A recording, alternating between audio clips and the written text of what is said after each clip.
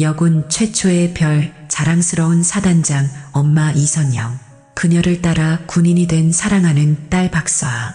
그런데 어느 날 선영은 딸의 군복 아래 숨겨진 시퍼런 피멍을 발견하고 맙니다. 더 기가 막힌 사실은 가해자의 아버지가 대한민국군 서열 1위, 바로 육군 참모총장이었다는 것. 거대한 권력의 벽 앞에서 과연 엄마는 어떤 선택을 했을까요? 계급이 아닌 피멍든 약속을 지키려는 한 엄마의 통쾌하고도 가슴 뭉클한 이야기가 지금 시작됩니다. 그 전에 잠깐 구독과 좋아요 먼저 꼭 눌러주시면 복 받으실 거예요.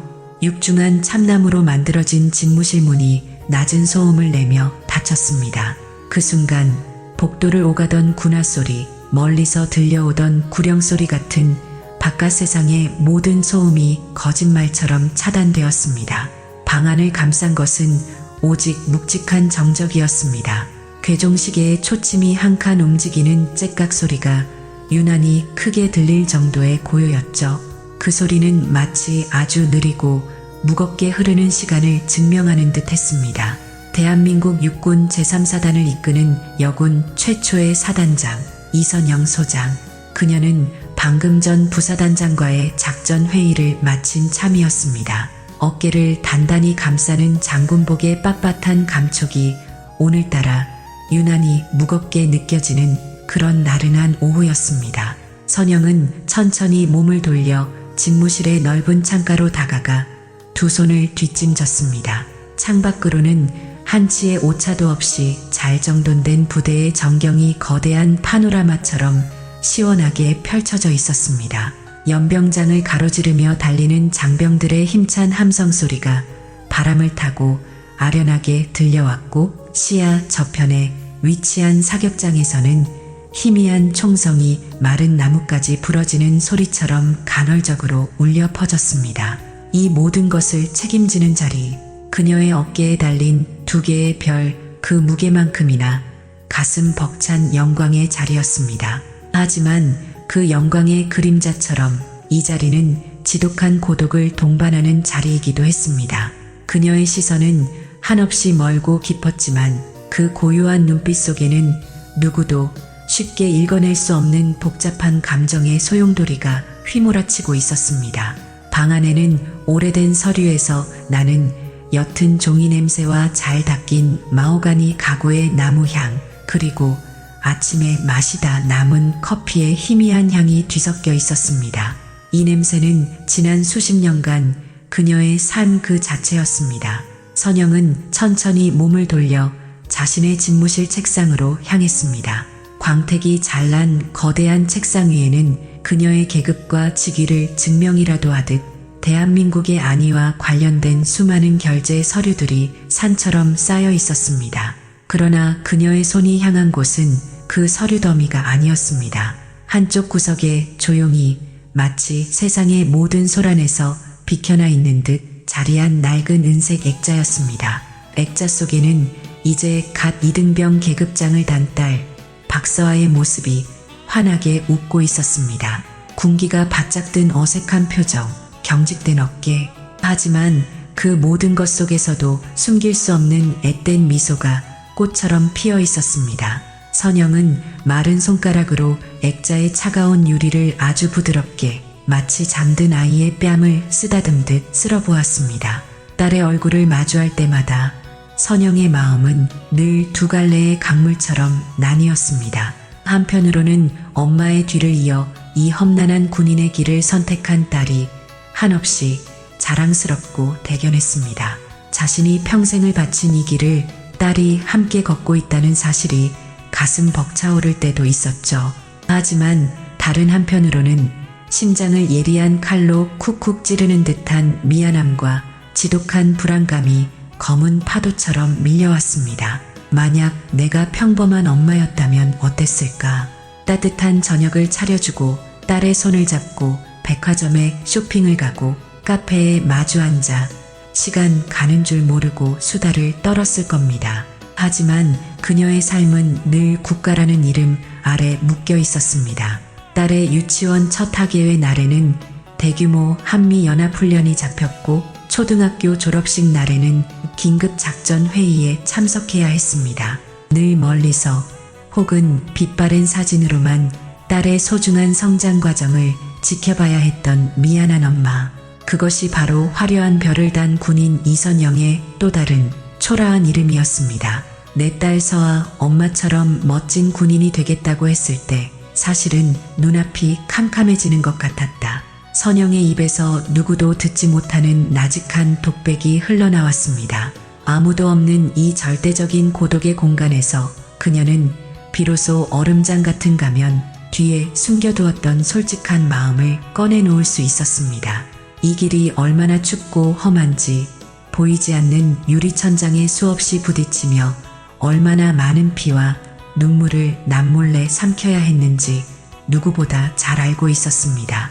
그렇기에 금지옥 곱게만 키운 딸이 스스로 이 가시밭길로 걸어 들어오는 것을 기쁜 마음으로만 받아들일 수는 없었습니다. 하지만 엄마의 낡은 군복을 선망의 눈으로 바라보던 딸의 그 수정처럼 맑고 반짝이던 눈망울을 안 된다는 이기적인 말로 꺾어버릴 용기가 그녀에겐 없었습니다.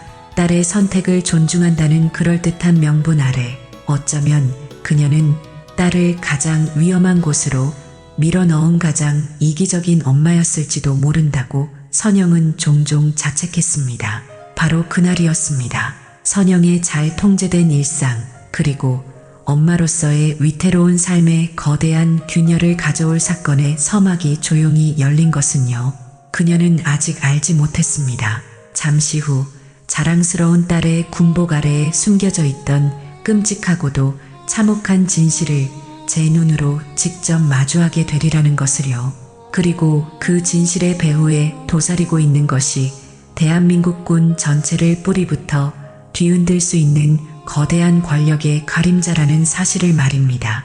딸 서아가 자대 배치를 받은 부대는 겉보기에는 아주 평범하고 조용한 곳이었습니다.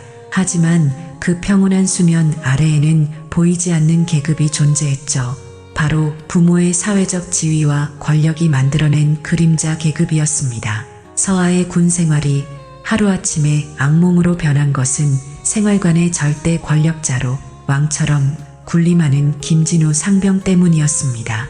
그의 아버지는 다름 아닌 대한민국군 서열 1위 육군참모 총장 김철규 대장이었죠.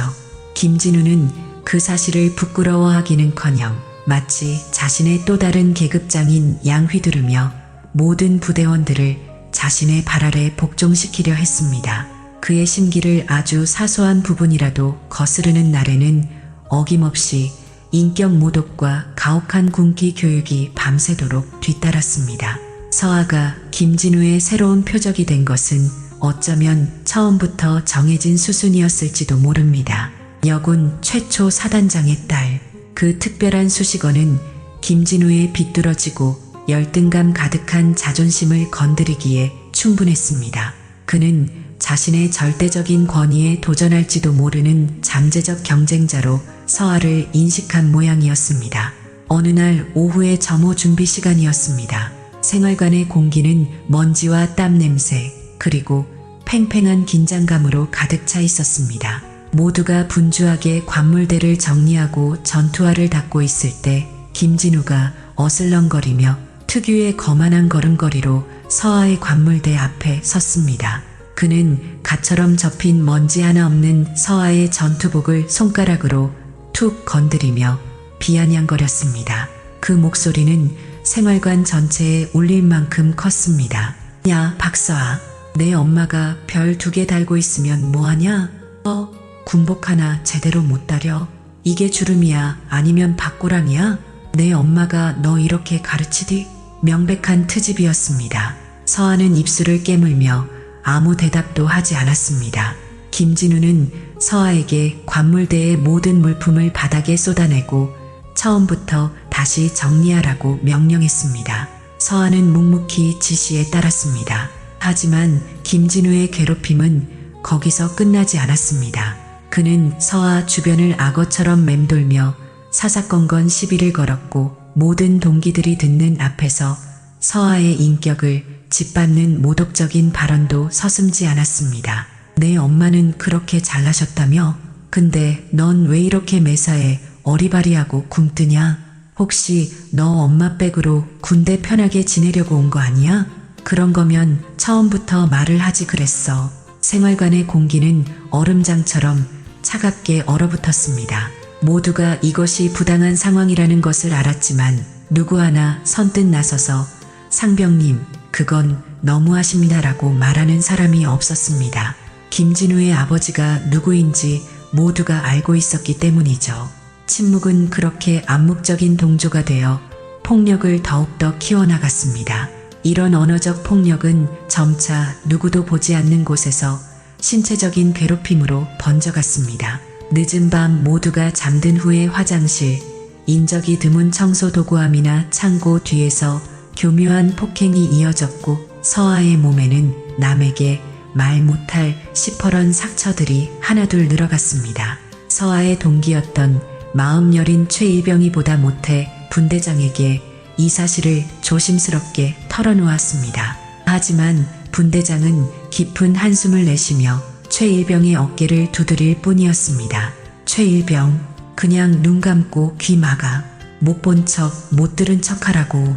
김진우 상병님, 아버님이 참모총장님이신 거 정말 몰라서 그래. 괜히 우리가 나섰다가 무슨 봉변을 당하려고 그래.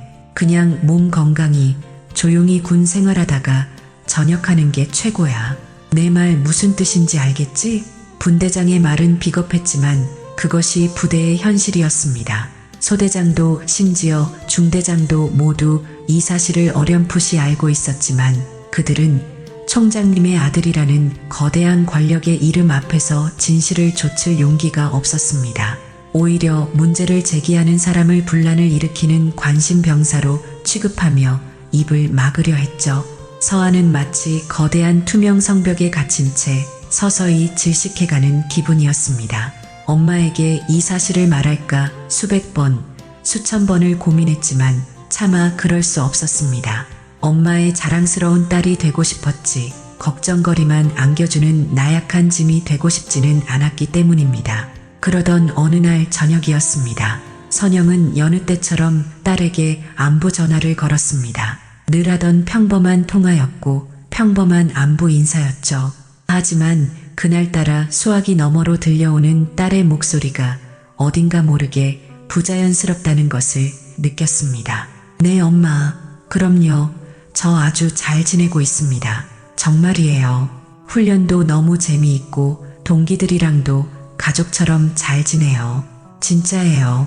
애써 밝은 척, 일부러 더 명랑한 척하는 목소리. 하지만 수십 년간 수많은 부하들의 미세한 심리 변화를 목소리 톤 하나만으로도 감지해 온 선영의 귀는 속일 수 없었습니다. 딸의 목소리 끝이 아주 미세하게 거의 알아챌 수 없을 정도로 떨리고 있었습니다. 문장과 문장 사이의 호흡이 너무 짧고 불안정했습니다. 마치 무언가에 쫓기는 사람처럼 다급하게 준비된 대사를 쏟아내는 느낌이었죠. 서아야, 정말 괜찮은 거 맞아? 목소리가 왜 그래? 어디 아프기라도 한 거니? 선영이 걱정스러운 마음에 재차 묻자 서아는 거의 비명에 가까운 다급한 목소리로 대답했습니다. 아닙니다. 정말 괜찮습니다. 저 곧 점호 시간이라서 이제 들어가 봐야 할 것 같습니다. 다음에 또 통화해요, 엄마. 그리고 전화는 일방적으로 툭 하고 끊어졌습니다. 그 짧은 기계음과 함께 찾아온 정적. 선영은 한동안 차가워진 수화기를 내려놓지 못했습니다. 그 짧은 통화는 오히려 그녀의 마음속에 피어오르던 작은 의심의 불씨에 기름을 부은 격이 되었습니다. 내 딸에게 무슨 일이 생겼다. 그것도 아주 심각한, 좋지 않은 일이. 엄마의 직감이 그리고 베테랑 지휘관의 감이 머릿속에서 시끄럽게 경고등을 울리고 있었습니다. 그날 밤 선영은 뜬 눈으로 밤을 꼴딱 지새웠습니다. 다음날 동이 트자마자 그녀는 중대한 결심을 내렸습니다.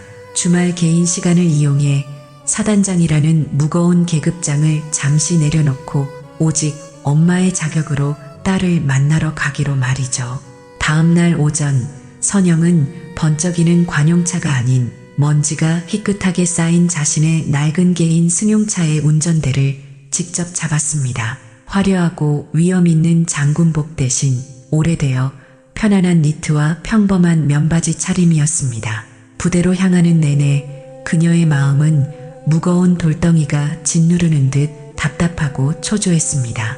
제발 아무 일도 없기를, 그저 늙은 어미의 노파심이기를, 자신의 예민한 걱정일 뿐이기를 수없이 되뇌고 또 되뇌었습니다.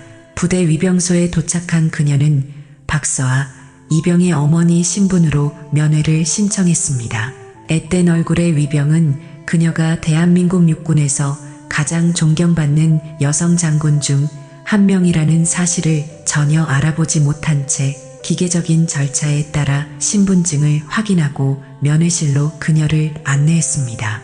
잠시 후 낡은 면회실에 끼익거리는 문이 열리고 서아가 들어서는 순간 선영의 심장이 쿵 하고 바닥으로 떨어지는 듯 했습니다. 불과 한 달 전 휴가 때 보았던 통통하던 뺨의 앳된 모습은 온데간데 없었습니다. 얼굴은 눈에 띄게 수척하고 창백해져 있었죠.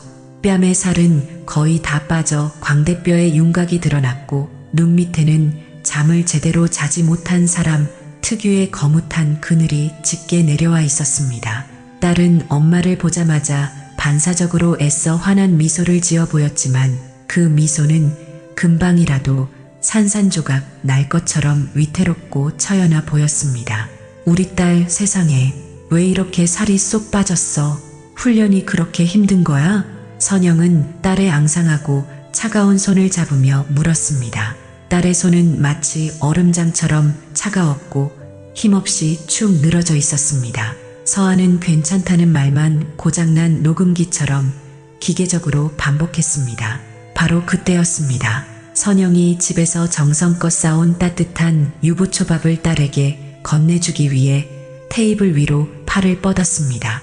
그 아주 짧은 순간 서아의 헐렁한 전투복 소매가 살짝 위로 밀려 올라갔고 선영의 눈은 그 찰나의 순간을 결코 놓치지 않았습니다.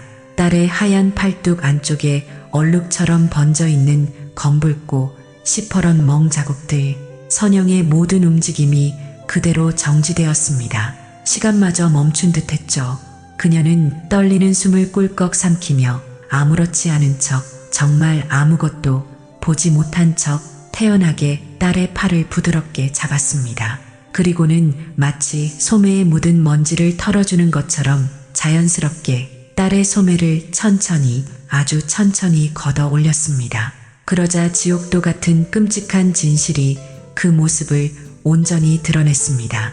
마치 누군가 온 힘을 다해 강철 같은 소나기로 움켜쥔 듯한 선명한 손가락 모양의 멍 단단한 벽이나 모서리에 부딪힌 듯 시퍼렇게 번진 멍, 시간이 꽤 흘러 오래되어 누런빛과 초록빛을 띠는 멍까지 딸의 가녀리고 하얀 팔은 성한 곳을 찾아보기가 힘들 정도로 끔찍한 폭력의 흔적들로 가득 차 있었습니다. 서아야, 이게 대체 이게 다 뭐니? 선영의 목소리는 물에 젖은 솜처럼 무겁고 축축하게 갈라져 나왔습니다. 서아는 전기에 감전된 사람처럼 화들짝 놀라며 엄마의 손을 뿌리치고 황급히 소매를 끌어내렸습니다. 그리고는 엄마의 시선을 정면으로 마주하지 못한 채 낡은 면회실 바닥만 내려다보며 기어들어가는 목소리로 변명했습니다. 아, 이거요? 정말 아무것도 아니에요. 그냥 각계전투 훈련하다가 좀 구르고 넘어지고 부딪혀서 그래요. 정말 별거 아닙니다. 엄마, 거짓말. 너무나 서툴고 명백한 거짓말이었습니다. 수십 년간 온갖 종류의 인간 군상을 겪으며 단련된 선영의 눈은 그것이 단순한 훈련의 상처가 아님을 단박에 알아차렸습니다. 저것은 사고의 흔적이 아니었습니다. 저것은 명백한 폭력의 흔적이었습니다. 누군가 지독한 악의를 가지고 제 딸의 몸에 새겨놓은 지울 수 없는 낙인이었습니다. 선영은 더 이상 아무것도 묻지 않았습니다. 묻는 것이 무의미하다는 것을, 그리고 더 묻는 것이 딸을 더 힘들게 할 것이라는 것을 알았기 때문입니다. 그저 말없이 자리에서 일어나 딸의 어깨를 가만히 아주 가만히 감싸 안았습니다. 품에 안긴 딸의 몸이 가늘게, 아주 가늘게 떨리고 있었습니다. 그 미세한 떨림이 선영의 심장을 수만 개의 날카로운 바늘로 찌르는 듯한 고통을 안겨주었습니다.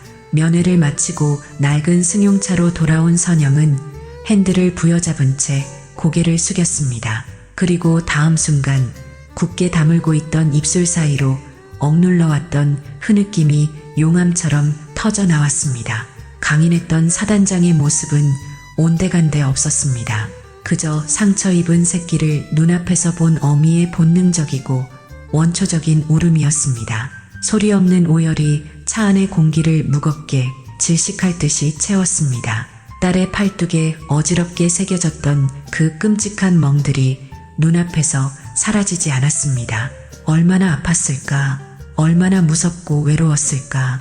이 어미에게조차 한마디 말도 못하고 혼자서 그 지옥 같은 고통을 감내했을 딸을 생각하니 심장이 갈기갈기 찢겨나가는 고통이 온몸을 덮쳐왔습니다. 내가 내 딸을 지켜주지 못했구나. 내가 내 딸을 이 험한 곳으로 내몰아놓고 내 딸이 아파하는 것조차 모르고 있었구나.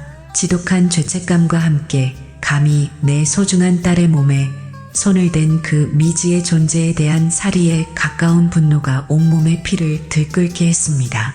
한참을 그렇게 울던 선영은 마침내 고개를 들었습니다. 눈물로 얼룩진 그녀의 얼굴에는 이제 슬픔 대신 시베리아의 동토처럼 얼음장같이 차갑고도 단단한 결의가 서려 있었습니다. 그녀는 다시 차에서 내려 부대로 향했습니다.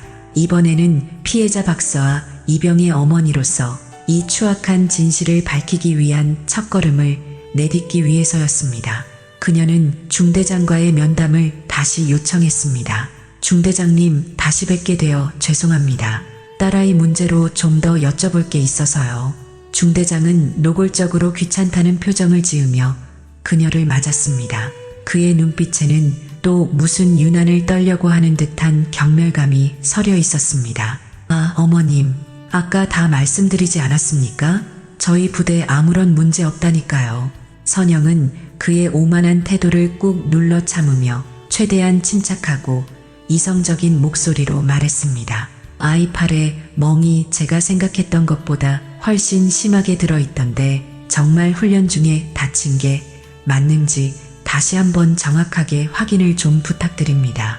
제가 보기엔 단순한 타박상이 아닌 것 같아서요. 어머님의 마음으로 한 번만 더 살펴봐 주십시오. 그러자 중대장은 팔짱을 끼며 비웃듯이 가르치듯이 말했습니다. 어머님, 제가 군 생활을 몇 년을 했는데 그걸 모르겠습니까? 어머님께서 너무 예민하게 반응하시는 겁니다. 요즘 애들 조금만 긁혀도 죽는다고 엄살 피우는 거 모르세요? 그리고 군대라는 곳이 원래 좀 다치고 넘어지고 하면서 강해지는 곳입니다. 그런 것까지 부모님이 일일이 다 신경 쓰시면 애가 어떻게 제대로 독립된 인격체로 군 생활을 하겠습니까? 아이를 위해서라도 조금은 무던해지실 필요가 있습니다. 그것은 명백한 책임 회피이자 진실을 요구하는 피해자의 부모를 아이를 망치는 유난스러운 사람으로 몰아가는 교묘하고 악랄한 가스라이팅이었습니다. 선영은 이자가 모든 진실을 알고 있으며 적극적으로 사건을 은폐하고 있다는 것을 완벽하게 확신했습니다. 더 이상의 대화는 무의미했습니다. 선영은 차갑게 식어버린 얼굴로 자리에서 일어났습니다. 면담을 마치고 부대를 나서는 길이었습니다. 위병소를 거의 다 지났을 무렵 선영은 휴가를 나가는 듯 시끌벅적한 병사 무리와 정면으로 마주쳤습니다. 그 중에서도 유독 거만하고 불량한 자세로 동기들에게 둘러싸여 있던 한 병사가 선영의 앞을 가로막았습니다. 바로 김진우 상병이었습니다. 그는 선영을 머리부터 발끝까지 뜯어보듯 훑어보더니 경멸과 조롱이 가득한 말투로 시비를 걸었습니다. 아줌마가 박서 엄마, 그 계집애가 집에 전화해서 엄마한테 쪼르르 가서 다 일러 바쳤나 보지? 딸 교육 좀 똑바로 시키세요. 여기가 무슨 유치원인 줄 알아? 툭하면 울고불고 징징거리게. 그 순간 선영의 세상이 멈췄습니다. 이자다, 바로 이자다. 내 딸의 하얀 팔에 그 끔찍한 멍을 새긴 자, 내 딸의 맑은 영혼에 지울 수 없는 상처를 남긴 자. 선영의 눈빛이 칼날처럼 날카로워졌지만 김진우는 아랑곳하지 않고 조롱을 이어갔습니다. 뭘 그렇게 쳐다봐? 아줌마, 우리 아빠가 누군지 알면 아주 기절초풍할걸. 대한민국 육군 참모총장님이시거든. 내가 이 부대에서는 왕이고 법이야. 내가 마음만 먹으면 당신 딸 전역하는 날까지 여기서 아주 썩게 만들 수도 있다고. 그러니까 주제 파악 똑바로 하고 알아서 빌빌 기라고 전해. 알았어? 육군 참모총장 김철규 대장. 그 이름이 선영의 뇌리에 거대한 망치가 되어 내리꽂혔습니다. 단순히 부대 내의 권력자가 아니었습니다. 대한민국 군이라는 거대한 피라미드의 가장 최정점에 있는 인물의 아들이었습니다. 거대한 넘을 수 없을 것만 같은 절망의 장벽이 눈앞을 가로막는 듯한 아득한 기분이 들었습니다. 김진우는 자신의 말이 가져온 효과에 아주 만족한 듯 선영의 어깨를 손가락으로 일부러 툭 치고는 낄낄거리는 역겨운 웃음소리를 흘리며 무리들과 함께 사라졌습니다. 선영은 그 자리에 못 박힌 듯 서서 멀어지는 김진우의 뒷모습을 바라보았습니다. 절망과 분노가 뒤엉켜 숨이 제대로 쉬어지지 않았죠. 바로 그때였습니다. 김진우의 그 오만방자하고 추악한 얼굴 위로 기억의 가장 깊은 저편에 묻어두었던 한 장면이 성광처럼 아주 선명하게 떠올랐습니다. 칠흑 같은 어둠이 내린 비무장지대의 어느 축축한 골짜기, 빗발치는 총알과 귀를 찢는 포탄 소리, 그리고 흙바닥에 쓰러져 붉은 피를 흘리며 고통스럽게 신음하던 어린 부사수.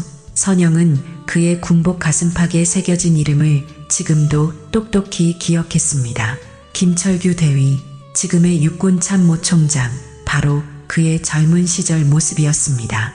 까마득한 과거, 선영이 중위 계급장을 달고 최전방 수색 중대 소대장으로 복무하던 시절의 일이었습니다. 야간 수색 작전 중 적의 기습적인 매복 공격을 받아 부대가 와야 될 절체절명의 위기에 처했습니다. 모두가 퇴각하기에 급급했던 아수라장 속에서 선영은 다리에 심각한 총상을 입고 쓰러져 움직이지 못하는 부사수 김철규 대위를 발견했습니다. 선영은 한치의 망설임도 없이 쏟아지는 포화 속으로 다시 뛰어들었습니다. 자신의 목숨 또한 언제 끊어질지 모르는 일촉즉발의 상황이었지만 피 흘리는 전우를 적진에 버려두고 갈 수는 없었습니다. 그녀는 자신보다 덩치가 훨씬 큰 김철규 대위를 등에 들쳐 업고 수 킬로미터에 달하는 어둡고 험준한 산길을 밤새도록 달려 무사히 아곤진지로 귀환했습니다. 그때 김철규 대위는 희미해져가는 의식 속에서 선영의 손을 피 묻은 손으로 붙잡고 이렇게 말했습니다. 이선영 중위님, 이 목숨빛 평생 잊지 않고 갚겠습니다. 아득했던 기억의 편린들이 비로소 하나의 완전한 그림으로 맞춰지는 순간 선영의 눈빛이 완전히 변했습니다. 절망과 무력감으로 가득 찼던 그녀의 눈동자에 이제는 활활 타오르는 용광로보다 뜨겁고 잘 벼린 칼날보다 날카로운 빛이 번뜩였습니다. 김진우 상병은 몰랐을 겁니다. 자기가 지금 누구 앞에서 누구의 딸을 건드렸는지를, 그리고 자신의 존경하는 아버지가 눈앞에 이 초라한 사복 차림의 아줌마에게 평생을 갚아도 다 갚지 못할 목숨의 빚을 졌다는 사실을 말이죠. 선영은 조용히 자신의 차에 올라탔습니다. 더 이상 슬픔에 잠겨 우는 어머니는 없었습니다. 차가운 분노와 냉철한 계획을 세우는 지휘관만이, 그리고 복수를 결심한 한 마리의 어미 호랑이만이 존재할 뿐이었습니다. 그날 밤 엄마가 다녀간 후 서아의 마음에도 거센 폭풍우가 몰아치고 있었습니다. 자신을 안아주던 엄마의 가늘게 떨리던 어깨, 아무 말 없이 눈물만 글썽이며 자신보다 더 아파하던 그 슬픈 얼굴이 자꾸만 눈앞에 떠올라 심장을 헤집었습니다. 더 이상 이렇게 비겁하게 숨어 있을 수만은 없었습니다. 이것은 나약하게 당하기만 한 나 자신의 문제이기도 하지만 나 때문에 가슴에 피멍이 들고 있을 우리 엄마의 문제이기도 했습니다. 서한은 마침내 결심했습니다. 엄마의 싸움만이 아닌 자기 자신의 싸움을 시작하기로. 그녀는 용기를 내어 김진우에게 상습적으로 괴롭힘을 당했던 또 다른 피해자인 동기 최일병을 찾아갔습니다. 그리고 그의 손을 잡으며 말했습니다. 최일병, 우리 이제 그만 참자. 더 이상 이렇게 살 수는 없어. 내일 아침 감찰실에 가서 모든 걸 털어놓자.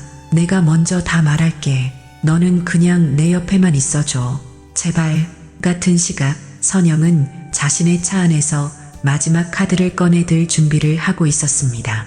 그녀는 다시 중대장에게 전화를 걸었습니다.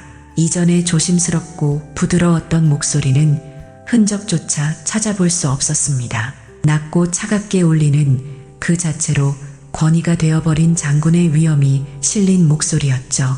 나다, 중대장. 수화기 너머의 중대장은 갑작스러운 반말에 당황하며 실례지만 누구신데요? 라고 퉁명스럽고 짜증 섞인 목소리로 되물었습니다. 선영은 잠시의 간격을 둔 뒤 한 글자 한 글자에 얼음 같은 힘을 주어 말했습니다. 내일 오전 9시 정각까지 이번 병영 부조리 사건의 가해자 및 관련 방관자 전원에 대한 정식 조사 계획을 상세히 수립해서 내 집무실로 직접 가지고 와서 보고하도록. 내게. 중대장은 기가 막히다는 듯 헛웃음을 터뜨렸습니다. 아니, 이 아줌마가 진짜 끝까지. 어머님이 뭔데 저한테 명령을 하십니까? 장난 전화 그만하시죠. 그 비웃음이 채 끝나기도 전에 선영은 자신의 마지막 패를 조용히 하지만 가장 강력하게 던졌습니다. 나는 육군 제3사단장 소장 이선영이다. 전화기 너머로 헉하는 짧은 비명과 함께 완전한 세상의 모든 소리가 사라진 듯한 정적이 흘렀습니다. 중대장은 아마 숨쉬는 것조차 잊었을 겁니다. 자신이 유난스럽고 예민한 아줌마 취급을 했던 그 초라한 행색의 여인이 바로 자신이 매일 아침 저녁으로 경례를 올리는 사단의 최고 지휘관이었다는 사실을 깨달은 순간 그의 등줄기로는 식은땀이 폭포수처럼 쏟아져 내렸을 겁니다. 선영은 차가운 목소리로 마지막 쐐기를 박았습니다. 그리고 이 사실, 그 누구에게도 발설하지 않는 것이 자네의 남은 군 생활에 도움이 될 거야. 특히 김진우 상병의 아버지에게는 말이지. 다음 날 아침 부대는 그야말로 초토화 상태였습니다. 사단장이 신분을 숨긴 채 암행 감찰을 나왔으며 심지어 병영 부조리의 심각한 정황까지 직접 포착했다는 소문이 삽시간에 퍼져나가면서 지휘 계통은 완전히 마비 상태에 빠졌습니다. 특히 중대장은 얼굴이 흑빛이 된 채 안절부절 못했습니다. 그는 어떻게든 이 절체절명의 위기를 모면하기 위해 참모총장의 아들인 김진우 상병이 연루된 핵심적인 사실은 교묘하게 숨기고 다른 힘없는 병사 몇 명에게 책임을 뒤집어 씌운 허위 보고서를 작성해 사단장에게 올라갈 마지막 발악을 하고 있었습니다. 바로 그 순간이었습니다. 선영은 자신의 집무실에서 이 추악하고 더러운 연극의 막을 완전히 내리기 위해 수화기를 들었습니다. 그녀는 비서실을 거치지 않고 책상 위에 놓인 오직 최고 지휘관들만이 사용할 수 있는 붉은색 직통 전화기를 이용해 단 한 사람에게 전화를 걸었습니다.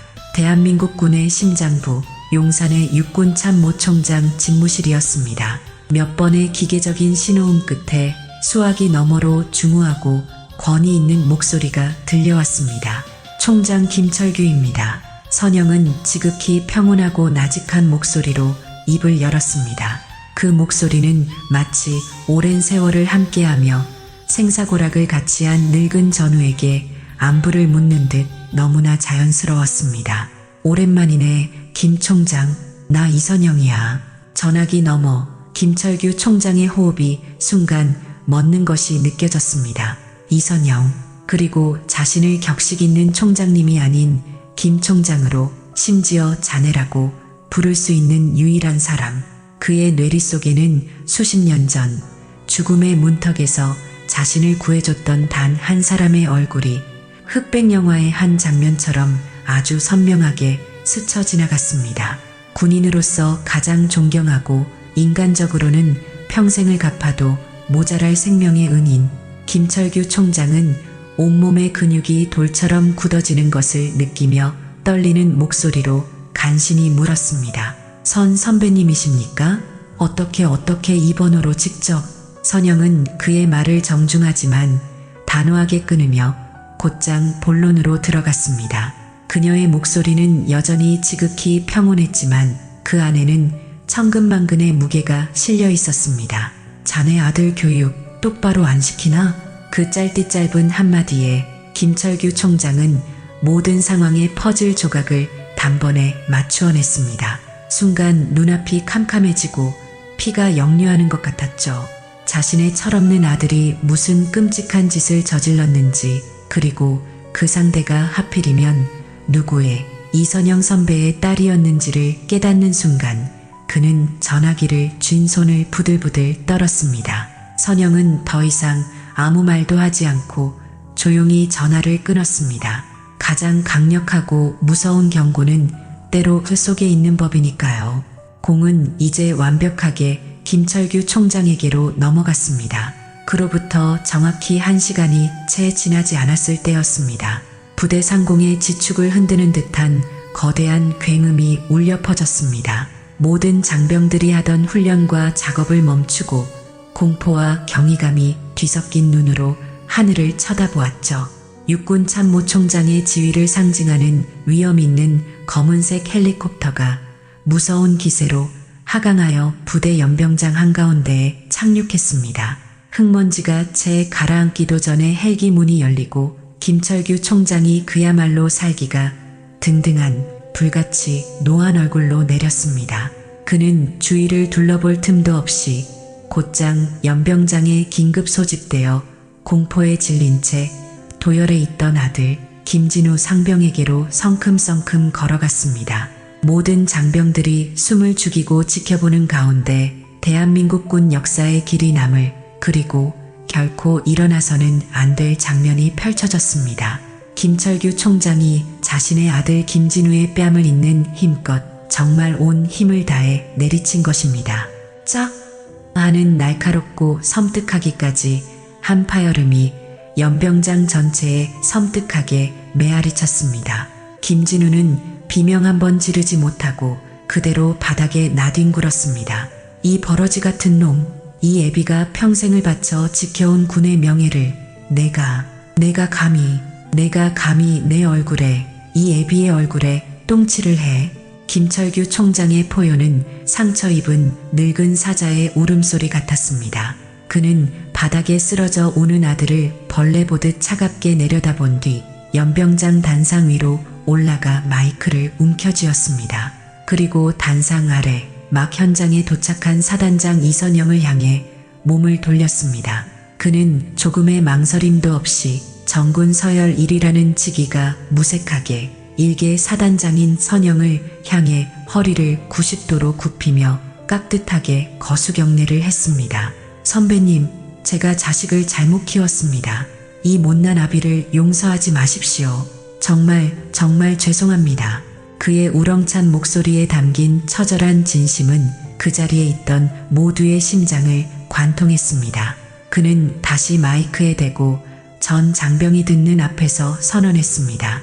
내 아들 김진우 상병, 오늘부로 모든 직위 해제하고 이 애비손으로 직접 군법 회의에 회부하겠다. 그리고 이 시간부로 정군의 지휘고하를 막론한 병영 부조리 척결을 위한 특별 감찰을 명한다. 그 어떤 성역도, 그 어떤 예외도 없을 것이다. 모든 것은 한순간에 가장 확실하고 정의로운 방식으로 바로잡혔습니다. 이후 진행된 군법회의 조사 과정에서 서한은 더 이상 두려워하고 숨는 나약한 피해자가 아니었습니다. 엄마의 지위나 배경에 기댄 것이 아닌 오롯이 자신의 의지로, 자신의 목소리로 당당하게 모든 피해 사실을 남김없이 증언했습니다. 서아의 용기 있는 고백은 거대한 나비 효과를 불러일으켰습니다. 그동안 보복이 두려워 침묵하고 있던 다른 피해자들도 하나둘 용기를 내어 입을 열기 시작했습니다. 김진우의 상습적인 폭행과 추악한 행적, 그리고 이를 알면서도 묵인하고 적극적으로 은폐했던 부대 간부들의 비겁한 행위가 모두 남김없이 백일화에 드러났습니다. 시간이 흘렀습니다. 김진우 상병은 결국 불명예 전역 처리되어 민간법정에서 상해 및 직권남용, 가혹행위 등의 혐의로 응당한 법의 심판을 받게 되었습니다. 사건을 은폐하려 했던 중대장과 분대장을 비롯한 관련 간부들 역시 모두 군복을 벗는 엄중한 징계를 피하지 못했죠. 부대에는 비 온 뒤에 땅이 굳듯 건강하고 새로운 변화의 바람이 불기 시작했습니다. 더 이상 부모의 배경이 계급이 되는 일도 약하다는 이유로 부당한 폭력에 밤새 눈물 흘리는 일도 사라졌습니다. 모든 폭풍이 지나간 어느 화창하고 평화로운 주말 오후, 선영은 다시 딸의 부대를 찾았습니다. 이번에는 불안과 분노로 가득 찼던 이전의 방문과는 완전히 달랐습니다. 자랑스러운 딸을 만나러 가는 한없이 가볍고 기쁜 발걸음이었습니다. 면회실에서 마주 앉은 선영과 서아, 한층 밝아지고 건강해진 딸의 얼굴을 보자 선영은 그제야 가슴을 짓누르던 무거운 돌덩이가 사라지는 것을 느꼈습니다. 두 사람 사이에는 한동안 말이 없었지만 그 침묵은 그 어떤 100마디의 말보다 서로의 마음을 다독이는 따뜻하고 깊은 위로와 같았습니다. 마침내 서아가 자리에서 일어나 글썽이는 눈으로 엄마를 향해 반듯하고 늠름하게 거수경례를 했습니다. 사단장님께 아니 엄마 정말 고맙습니다. 서아의 떨리는 목소리에 선영의 눈시울도 뜨겁게 젖어왔습니다. 선영은 조용히 일어나 딸의 경례를 받아주었습니다. 그리고는 처음으로 어깨 위에 무거운 별 2개의 무게를 모두 잊고 세상에서 가장 평범하고 따뜻한 엄마의 얼굴로 시련을 이겨내고 한 뼘 더 성장한 딸을 있는 힘껏 꼭 안아주었습니다. 별을 단 엄마와 그 별을 자랑스러워하는 군복 입은 딸. 두 사람은 서로의 온기를 느끼며 한참을 그렇게 서 있었습니다. 그 모습은 세상 그 어떤 화려한 훈장보다 빛나는 진정한 명예와 사랑이 무엇인지를 조용히 그리고 아주 깊은 여운으로 말해주고 있었습니다. 오늘의 사연 어떻게 들으셨나요? 여러분이 원하는 결말을 댓글로 남겨주시면 제작에 참고하겠습니다. 지금까지 구독자분들과 함께 결말을 만드는 채널 노후의 명작이었습니다. 오늘도 귀한 시간 내어주시고 끝까지 시청해주신 구독자 여러분 진심으로 감사드립니다. 그리고 사랑합니다. 다음 영상을 누르시기 전에 잠깐 구독과 좋아요 먼저 꼭 눌러주시면 부자 되실 거예요.